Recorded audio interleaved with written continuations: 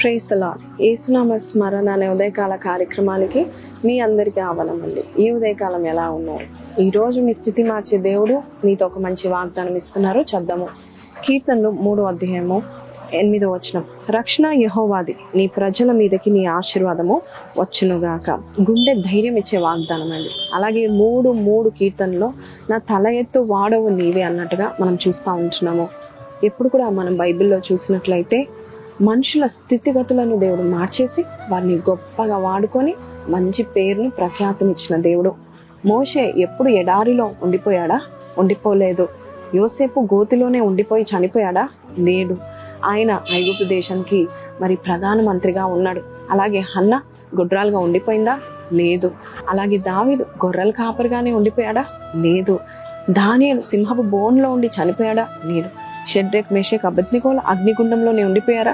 లేదు. రూతు విధవరాలుగా ఉండిపోయిందా? లేదు. అలాగే అబ్రహాము కూడా పిల్లలు లేని వాడుగా, మరి ఎటువంటి ఆశీర్వాదం లేని వాడుగా ఉండిపోయాడా? లేదు. ఆ స్థితిగతులను మన దేవుడు వారి జీవితాన్ని మార్చిన దేవుడు. వారి స్థితిని, వారున్న చోటుని వారున్న చోటు నుండి పైకి లేపిన దేవుడు నీవున్న చోటు నుండి కూడా నేను పైకి లేవనెత్తుతాడు.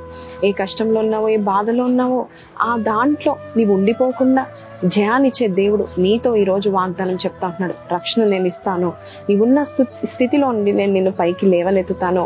కీర్తన 113లో కూడా దీనులను పైకి లేవనెత్తేవాడు, దరిద్రులను లేవనెత్తువాడు ఆయనే, మరి ప్రధానంతో కూర్చోబెట్టువాడు ఆయనే. ఈరోజు నీ స్థితి ఎలాగున్నా కూడా నీ స్థితిని మార్చే దేవుడు.